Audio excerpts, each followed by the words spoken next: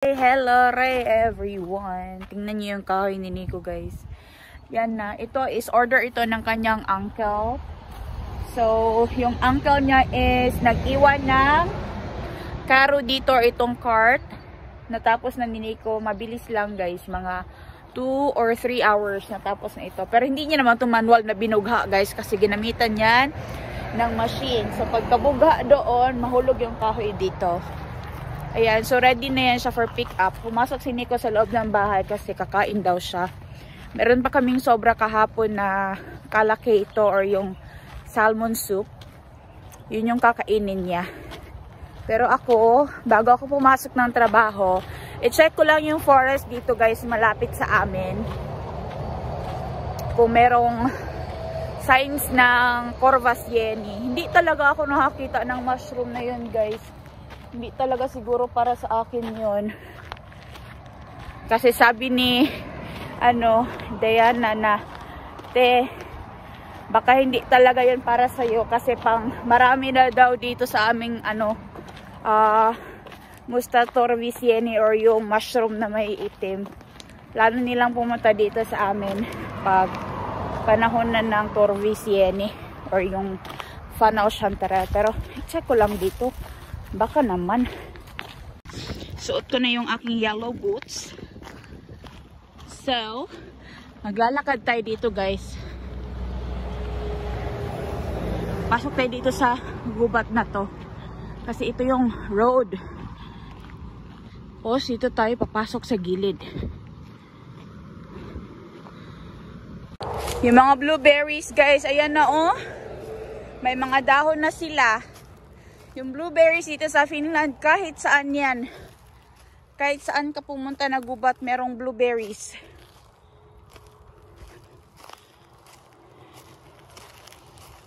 Sobrang dry talaga dito. Ay, ugap pa ni sa imuhante.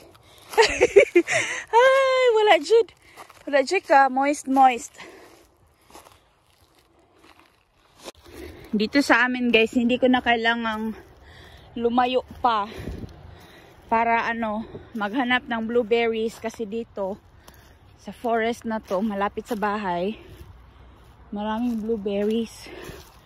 Uy, kahangak ba maglakaw? Uy, ay, hindi na ako sanay maglakad, guys. Baka lumigid ako dito.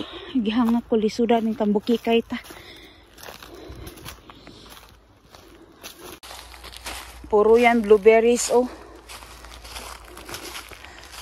Spring pa dito, guys. Papunta pa kami ng summer. Pero kapag itong kielo, pag namulaklak na ito, guys, it means summer na. Kasi kapag summer yan sila, namumulaklak. Yan yung sign na summer na dito. Tapos kapag marami ng lamok, yun, sign na yun na summer na kapag marami ng lamok. Sobrang daming blueberries, oh. May mga flowers na rin yung blueberries, guys. Dito na side, guys, hindi ko pa to napuntahan. Kasi medyo liblib na ito. Magbabaka sakali lang naman ako. Kasi nakat ito na forest na. Pero yung mga sticks dito, guys, is naiwan siya sa ground. Ayan. Kasi, hindi siya ganun ka beneficial kapag hinarvest yung mga kahoy tapos kinuha. So, ganyan ang ginagawa dito.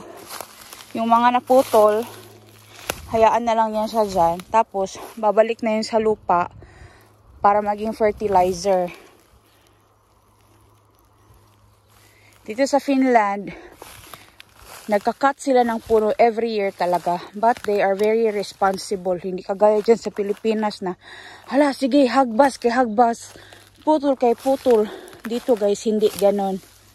Dito is kapag nagputol sila, pagdating ng spring, tatanim agad yan. Tapos yung mga ganitong area, kita nyo may mga sticks na nasa ground. Pinutol yan siya kasi para bigyan ng space yung ibang tanim na makatubo ng maayos. Para hindi sila mag-agawan sa energy and they get more sunlight. Meron silang law dito guys na hindi mo pwedeng pabayaan ang forest. Ang Finland is number 1 na industry nila dito is yung forestry. Wala talagang mga mushrooms dito na ganun. Saan kaya yung tumutubo, no?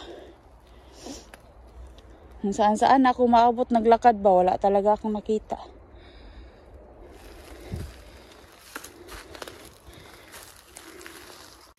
Ang ganda tingnan ng mga ferns. Oh, tumutubo na sila ba? Yan, oh. Ang ganda tingnan. Marami na ring mga pollinators, guys. Like this guy. Pinapollinate niya yung mga blueberries. Sobrang dami ng bulaklak ng blueberries dito. As in. Tingnan nyo guys. Oh, sobrang daming bunga. Ay, bunga. Bulaklak pala yun siya guys. Bulaklak ng mga blueberries. Sobrang dami.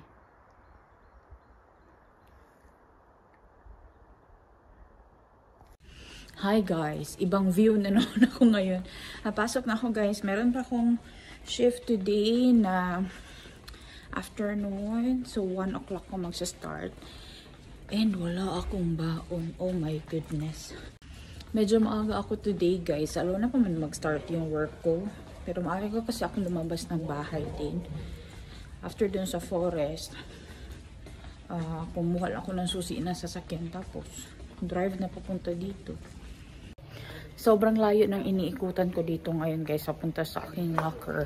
Kasi nga, meron silang renovation dito. Malaking renovation na ginagawa nila sa old side ng hospital. Kasi nga, masyadong luma na yun and parang may problema sa ventilation kaya yun inaayos nila. Tapos sobrang luma na rin kasi yung side na yun. Kumuha lang ako ng medyas guys. Medyas dito guys namin libre din to, kumuha ka lang tapos mayroong tagalaba. Pero dun sa Attendo ang nurses ang naglalaba ng mga uniforms. Ito yung mga uniforms na nagamit ko guys for 3 days. So ibabalik ko na doon para malabahan. So, dyan yung mga uniforms namin guys. Pero naka-open ito ngayon kasi sira yung machine na pang-dispense. Pero yan yung mga uniforms. Yung green is para sa Heramo or sa recovery room and for the operating rooms. Yung sa amin sa wards is color blue. So, ito dito, mga labahan din yan. Pero ito dito ko to ilalagay. Kasi naka-open din itong machine kasi sira nga siya. So, meron silang inayos. So, dito din, mga hampers din ito, mga labahin. Tapos, ito dito, mga clean socks. Ito dito, guys, na pwedeng gamitin. Kasi yung pag-open ng door dito, guys, ganyan lang, oh, tatap mo lang siya. Tapos, kapag nag-travel ka dito, guys, merong ganyan, oh, pa-scooter. Kahit dun sa ward namin meron kasi nga, malaki yung ward namin. Tapos kung kailangan kong pumunta sa another side, ayun, madali lang siya. Pero dun sa dating hospital na pinagtrabuhan ko sa Vanta guys, walang ganyan, walang scooter. Pero dito meron kasi nga malaki nga masyado yung hospital. Tapos yung wards din malaki. Eh nahati siya sa dalawang side, may A and B. Pero the same kinds of patient lang ang meron. Hinati lang nila para merong dalawang nurses station and para madali din mag-assign ng mga patients sa bawat rooms. Akong estudyante guys. Hello guys. Hello guys. Shout out kay Marvin.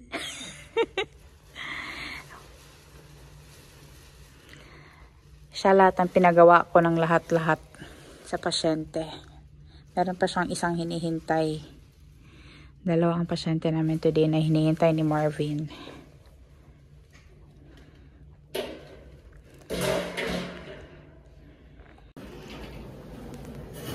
Nindot ni mag-clinical instructor pa kay.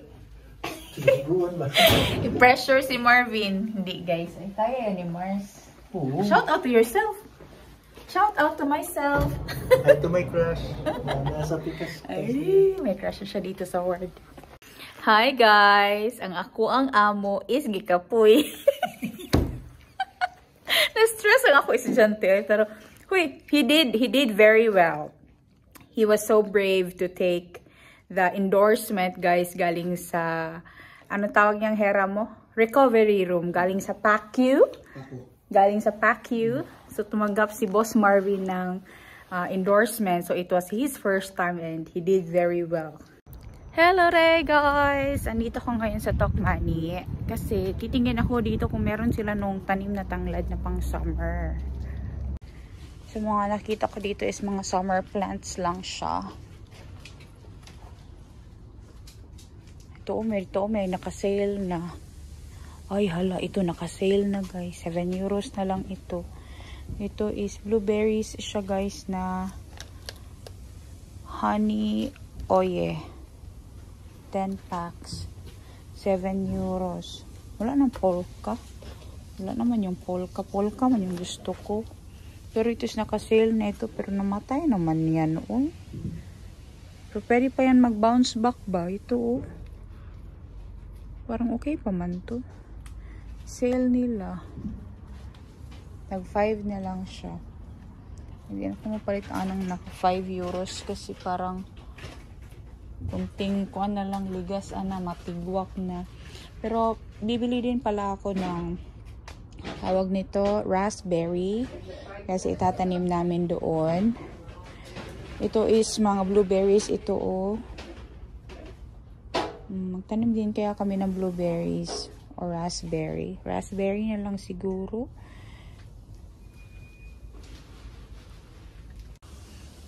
Dito meron din silang mga kamatis o 3.49 ng isa. Tapos ito is core pizza. Mas mura doon sa, pangit na yung ano niya. Oh. Mas mura doon sa, tawag nito, sa Karkainen. Ito chili naman ito guys. Mga sili. Ito is paprika. Ito is rhubarb. Hindi natin kailangan ng rhubarb. Marami kaming rhubarb na plant sa bahay. Yan. Wala sila guys. Wala din silang raspberry. Yan natin dito na side. Ito mga flowering plants man ito. Tapos mga annuals. Wala akong makita. Mas mura yata dun sa ano, sa Karkainen. I-check ko na lang doon next time. Meron bang raspberry? Parang raspberry yan. Ay hindi. Blueberry siya. Yeah, wala sila guys. Raspberry. Ito roses ito eh. Yung roses na climbing guys na ano, pwedeng ilagay sa mga arch. Ito yun. Sobrang ganda nito. Yung mapupuno talaga siya ng bulaklak. Ganyan oh. Climbing queens ito. Ang ganda ng color nito oh. Ito sa loob naman is sobrang daming mga different kinds of pots. Pangtanim. Wala tayong mabibili dito today.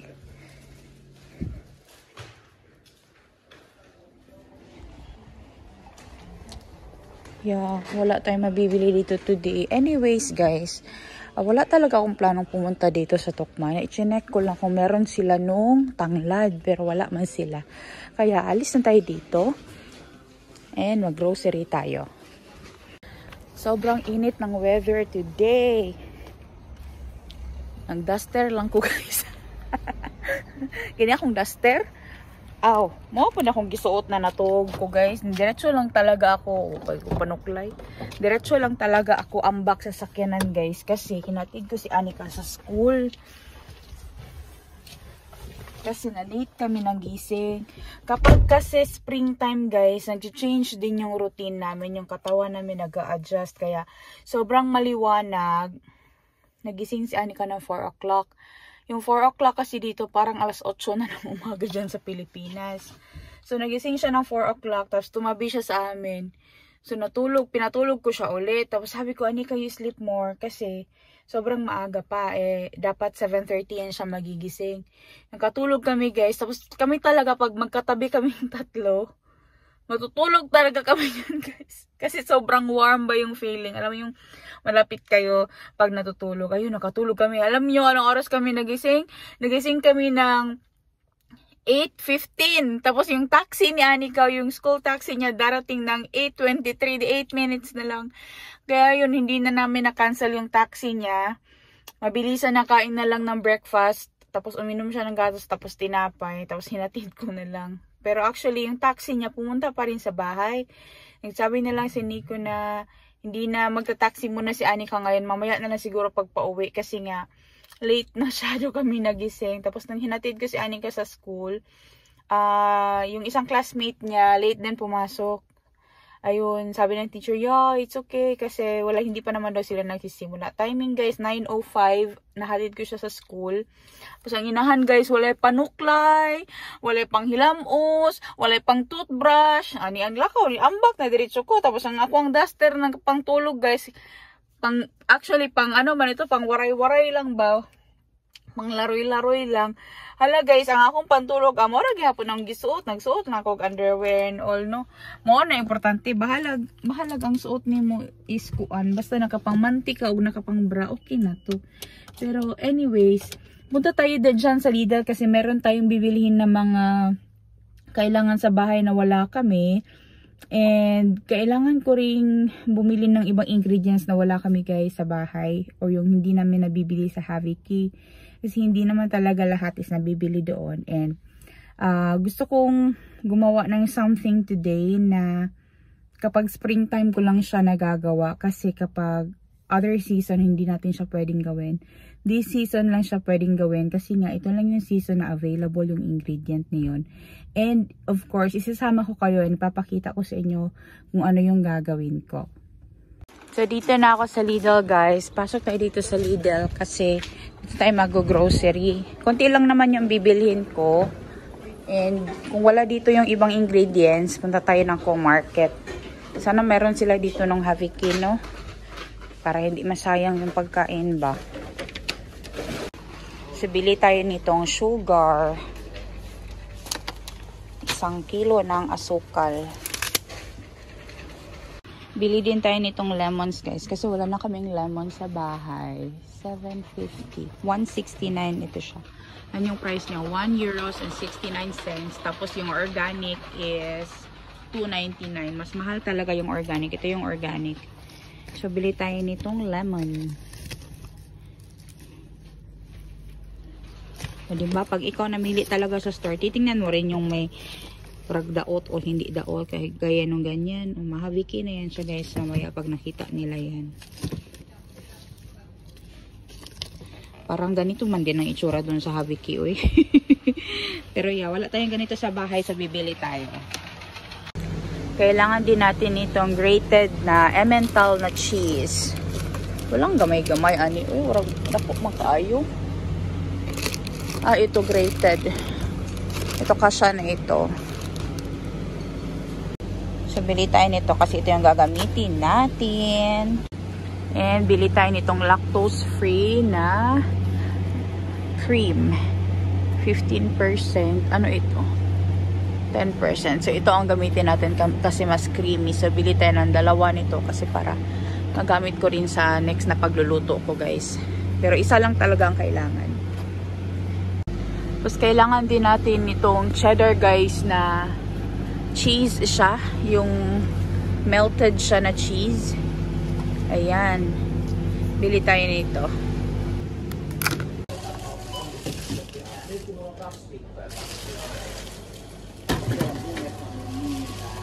So, yan lang yung binili ko, guys. And bumili din pala ako nitong clip para sa mga damit namin, guys. Kapag sinampay sa labas kasi, nagsisiliparan. So, itong basket na rin para lalagyan ng mga damit. Alam niyo ba guys, na yung temperature namin ngayon is 16 degrees Celsius sa labas. Pero nung dumating ako ng Finland 9 years ago, 18 degrees yung temperature. Kailangan ko ng mag-winter jacket. Kasi nga, malamig nga yung pakiramdam ng 18 degrees for me na nanggaling sa Asia or nanggaling din sa warm na country. Pero ngayon guys, na medyo matagal-tagal na rin ako nakatira dito sa Finland, yung 16 degrees is parang wala lang siya sa akin. Parang sobrang mainit na talaga yung pakiramdam sa akin guys. Kahit nga yung 10, sobrang init na nun. Pero ngayon na nasanay na kami sa weather, parang wala na lang siya. Pero sabi niyang kapatid ko sa Pilipinas daw, dyan sa Philippines is sobrang init daw guys. Iba daw yung buga ng init kasi yung hangin sobrang init. Grabe na talaga yung global warming ngayon, no? Kasi nga alam nyo, yung isang araw, yung forest ng friend ni Nico nasunog guys. Nasunog siya dahil sa forest fire. Ang nangyari kasi is ganito, yung forest machine na malaki, kagaya nung dinadrive ni Nico kapag naghahakot siya ng mga firewood or lang mga logs galing sa forest o kaya nagpuputol sila ng mga puno sa forest guys. Yung truck na yon kasi or yung tractor na yun kasi 'di ba malaki yon. Tapos yung gulong niya 'di ba gawa sa metal. Tapos yung metals ng yung gulong na metals guys is nag-hit siya doon sa bato. Ayun nag-create siya ng friction and nagkaroon ng fire. Doon nagsimula ang forest fire. Kaya nung isang araw guys, maraming bombero na nagpunta doon sa forest kasi nasunog talaga siya as in. Pero sabi ng friend ni Nico, it's okay kasi nga accident naman yun. And it's also good for the soil. Maganda din yun para sa forest guys na nasunog. But the thing is, may mga puno kasi doon or yung mga logs doon na hindi pa nakuha. Yun, na-damage lahat. So, hindi na nila yun mapapakinabangan. Babalik na lang din yun sa lupa kasi hindi naman yun pwede gawing firewood na or ibenta sa mga factories para gawing paper, tissue, ganyan. Kasi nga, meron na siyang damage yung logs niya. Yun, dito din sa Finland guys, meron ding forest fire kaya hindi kami basta-basta na nagsusunog ng mga kahoy-kahoy or mga papel. We always segregate the basura. Napaka-importante yun kasi it's also good for us kasi babalik din naman sa amin yan guys kapag hindi namin inalagaan o kapag hindi natin inalagaan yung nature. Kaya yung isa sa mga pinaka-importante na tandaan talaga is huwag magsunog ng kahit ano guys kasi nga we don't know kung anong mangyayari doon after. Tapos kapag yung apoy pa naman is lumaki, mahirap na yan siyang pigilan kahit patapunan mo yan siya ng tubig kasi mabilis kasi yan siya kakalat. Lalo na ngayon na sobrang dry ang weather and mabilis talagang kakalat yung apoy kasi nga yung mga dahon, yung mga sticks sa forest is sobrang dry. Kaya kalaan nyo yung isang buong forest na yun, nasunog talaga siya. I hope I can insert the video of it or the picture of it dito sa video ko para makita nyo. As in, nasunog talaga siya guys, itim talaga. Napakasayang ng mga logs na andon, pero wala tayong magagawa kasi nangyari na nga. And aksidente din kasi talaga yun. Kaya napaka-importante na sa forest dito, kapag merong mga bato-bato or yung mga malalaking bato, tinatanggal talaga nila yan guys. Nilalagay nila somewhere para hindi siya madaanan ng mga truck. Kasi kapag nag-create yun ng spark, may friction, may spark, ayun. Sana all may spark guys, just me. Basta yun, basta may spark guys na nangyari doon, it's not a good thing kasi magkakaroon talaga ng apoy. Ayun nga, nagkaroon nga ng forest fire. Pero ngayon nga guys, uwi na muna tayo ng bahay kasi marami pa tayong kailangang i-prepare para magawa yung gusto kong gawin today. And na-excite ako kasi this season lang talaga ito siya pwedeng gawin. Sa other season, hindi siya pwedeng gawin kasi yung ingredient na yun is hindi siya available. So uwi na muna tayo ng bahay. Guys, tingnan nyo yung grass fields dito sa amin. Sobrang ganda. Kakatuwang tingnan. Ganito ang itsura ng fields dito sa Finland guys kapag springtime and papunta na ng summer. Kasi yung mga dandelion, sobrang dami nila. Ang ganda tingnan na sa field. And lahat ng dandelion flowers na yan guys, those are edible. Ang ganda tingnan. Nakaka-amaze talaga yung nature. Take a breath, it's summer, summer. Smell the perfume in the air. Loving how the days are longer. Sit out on the porch, dear. Tea is sweet like smiles on faces. Water's warm, so jump right in. In the pastures, horses race and breezes blow on your skin. Make it last as long as you can. Make the sunlight your best friend. Sleep with windows open and then begin again.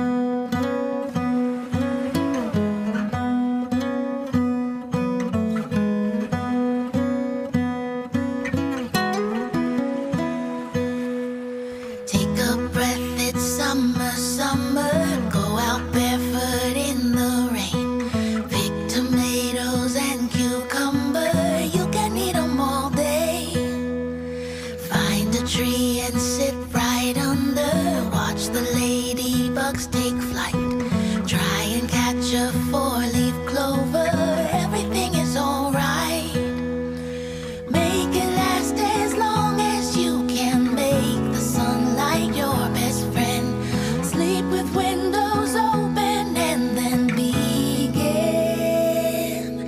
again.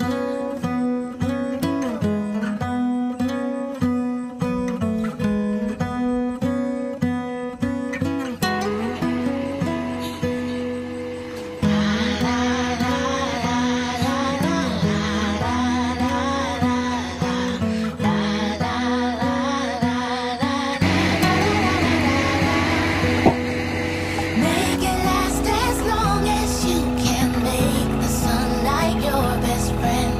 Sleep with windows open and then begin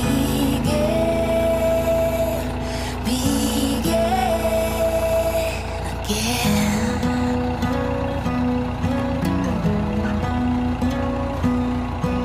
Take a breath, it's summer, summer. Take a breath, it's summer, summer.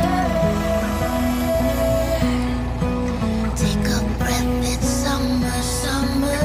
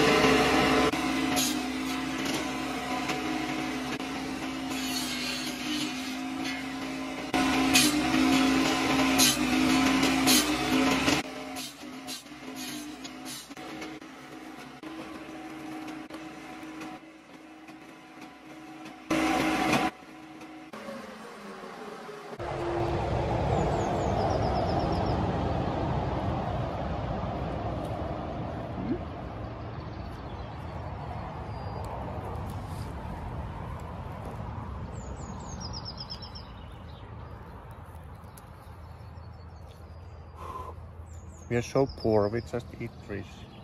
Cool.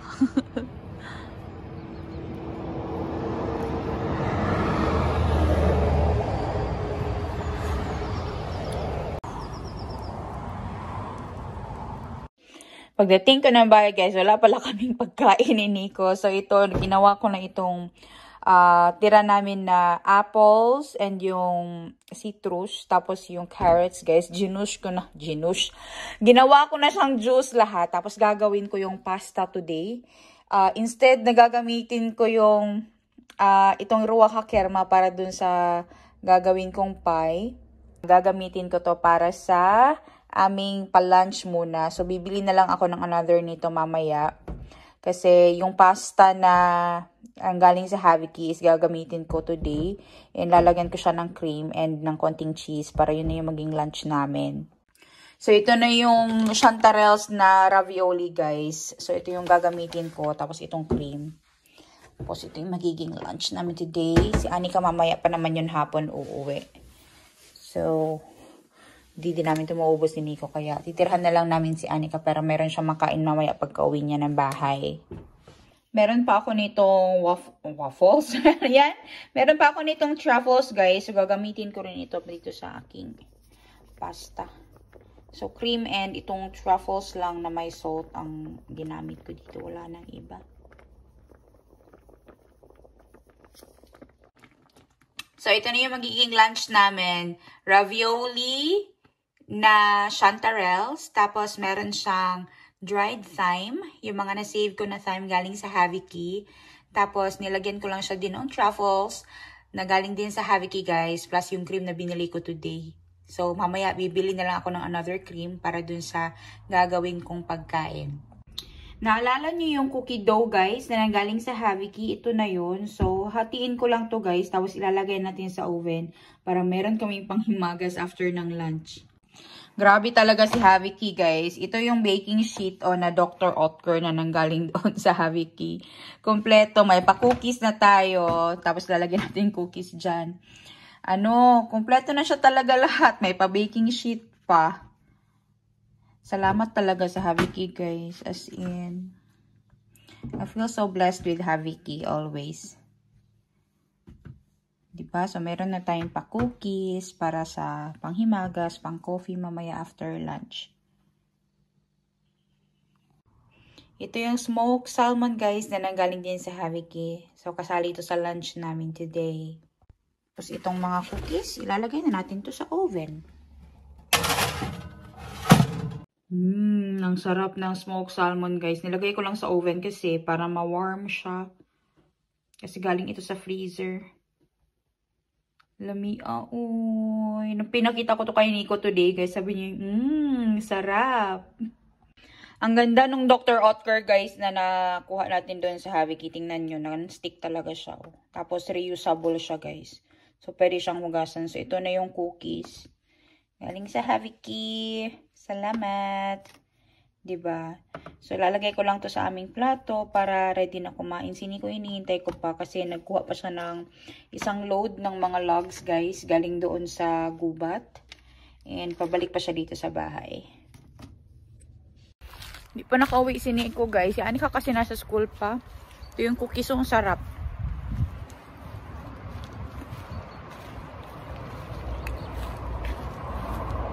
Wala pa siya.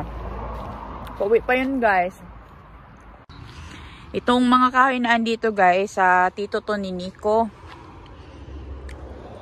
2 ganito ang in-order niya. Kahapon kinuha na yung isa. So, ito na yung pangalawa today. Tapos na to. Na-message na rin ni Nico yung kanyang tito na ready na for pick up. Mga 3 oras niya lang ito ginawa, guys. Kasi nga, meron namang machine. Yan. So, ito is Quivo lang ito or yung birch trees. Kasi mas maganda kasi ito na pang burn. Mas mahaba siya ba. Mas matagal na mawala yung kanyang yung kahoy, yung kalayo niya, guys ba. Yung apoy niya. Pero mas mahal din itong birch, guys, compared sa Seka or yung mix na birch and yung pine trees. Like, yung ganyan, pine trees. Pero, both of them are good for burning. Pero ito talaga yung pinakamahal. And ito din yung usual na ginagamit, guys, for, yung itong puno na to, itong birch, is yung ginagamit pang gawa ng mga tissue paper, mga papel, ganyan. Tapos, napakamahal nito, guys, na, klase ng kahoy kapag binenta siya sa mga factory for raw materials. Wala na kasing kahoy dyan, guys. Last load na yung kanina na ginawa ni Nico. So, kumuha pa si Nico dun sa forest. Kasi kung ilalagay niya lahat yun dito, guys, sa yard namin, hindi na magkakasya. Kasi sobrang dami. Marami pa talagang kailangan gawing kahoy. And marami ding customer ang nagbe-message everyday. Kasi nga, kailangan talaga ng maraming kahoy pagdating ng winter. Akala niyo yung tito ni Nico, 2 ganito yung kinuha niya this time. Pero later on the summertime, kapag natapos na yung kanyang shed na ginawa daw, is kukuha na naman siya ng bago.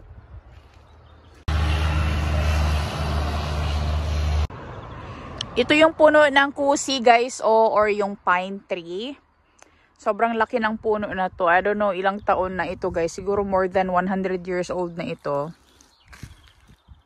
Tapos meron siyang mga dulo guys na ganito oh. Yung dulo niya ba? Yan, yung mga young na dahon. Ang tawag dito guys is Cumen selca. And ito is edible. Ito yung sinasnack ni Nico kanina guys. And napakasarap nito. Actually, pwede itong ihalo sa salad. Or kainin mo lang ng ganito diretso. Ganito ang ginagawa lagi ni Nico. Ayan na si Nico guys, oh. Dala niya yung load ng mga kahoy. Yung kinuha niya naman is hindi na birch trees. Yung kinuha niya is yung kusi or yung pine trees. Kasi yung workmate ko guys, yung gusto nila is mixed na kahoy na birch tsaka yung kusi or yung pine tree kasi mas mura kasi yun. So ito na, i-unload na naman niya yan mamaya dyan sa ground para makakuha para siya ng extra doon sa forest.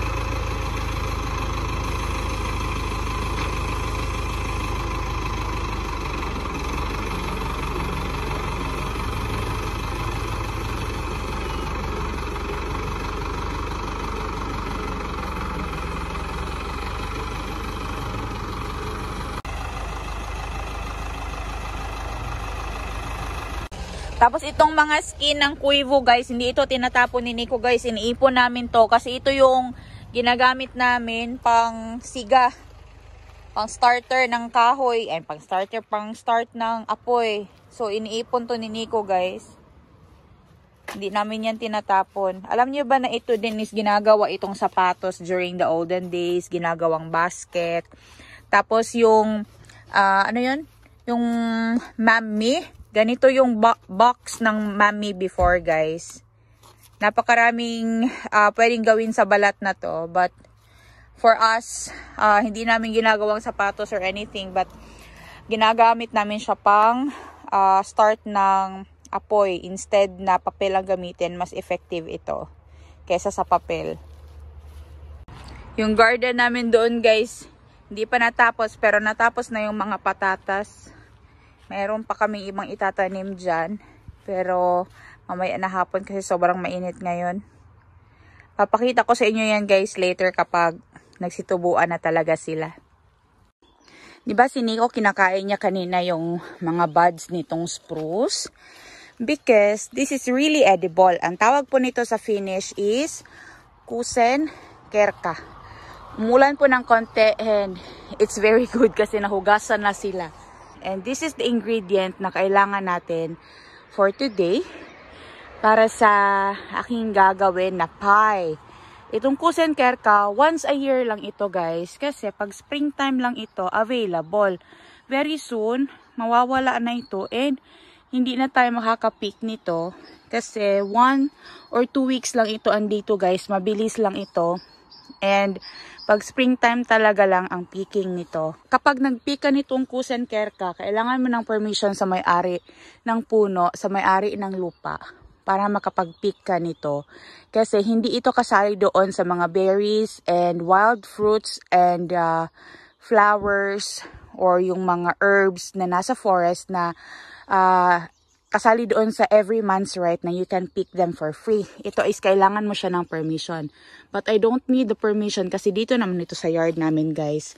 So, marami kami ditong kusi. Ito is ang puno ng kusi or yung Christmas tree guys. Tapos, meron siyang maraming Kusen kerka. Ayan. Napakarami yung buds niya. But I prefer to use the younger one, yung medyo mas maliliit pa. compared doon sa medyo malalaki na. Tingnan nyo, yung iba is malalaki na sila, oh. Tapos magiging bago yan siya na tumoy ng kusi ng Christmas tree. Ayan. So, ang ipipick natin is itong mga young ones lang. Ito yung Kusenkerka. Lalagay natin dito sa ating bowl. It's so nice na umulan kasi nahugasan sila ba.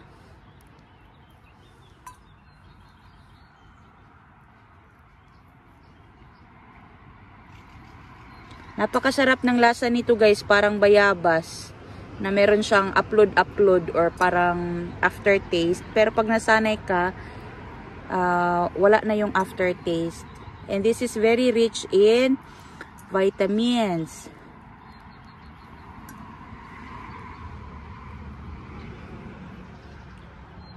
Sa atin sa Pilipinas, marami ding mga gulay na pwedeng kunin sa nature, diba? Na they are very rich in nutrients. Dito din po sa Finland, marami din po. Isa po itong Kusenkerka. Not a lot of people know this one sa Asia. Kasi ito, sa Europe kasi ito talaga na, tradition. They even use this one for making beer or yung wine. Pwede din po ng drink for summer po. Tingnan yung lamok ng lalaki. Silabasan na yung mga lamok dito sa amin guys.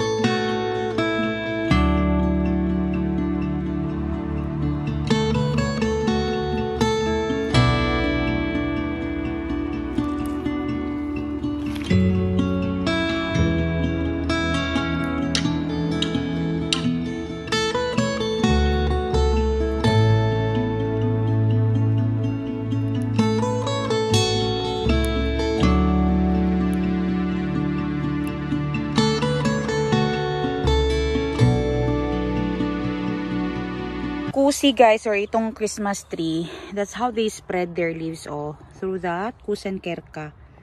Ito, dati itong Kusenkerka, tapos ngayon nag-spread na naman siya dito, So yung parang sanga-sanga niya ba, dyan nagsisimula.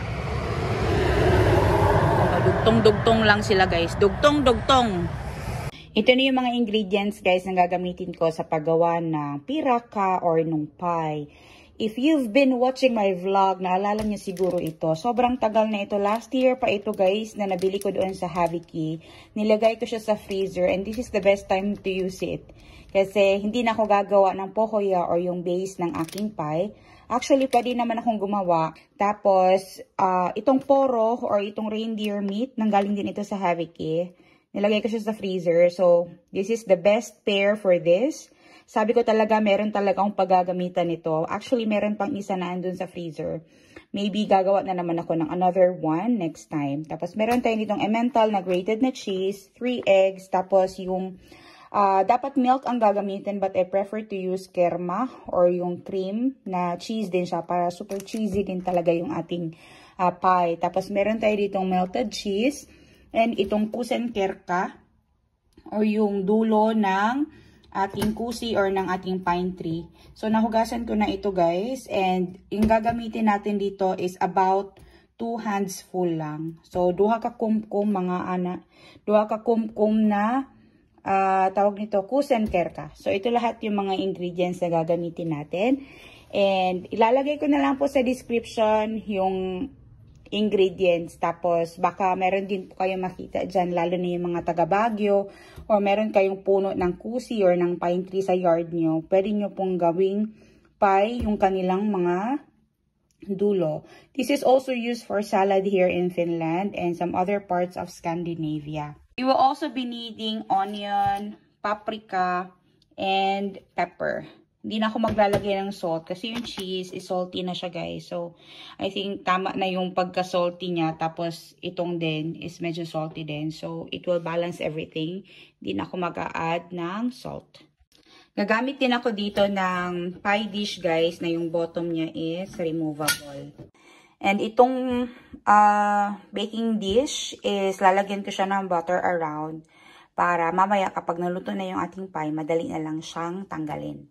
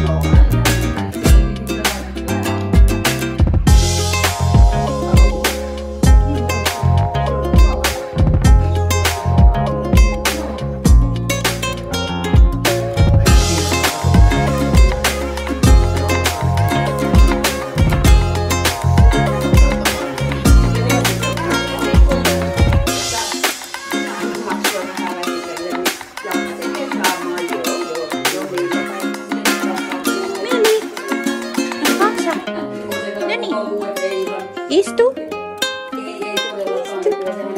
Taso yun. Tayo ng taso. Yan. She nice.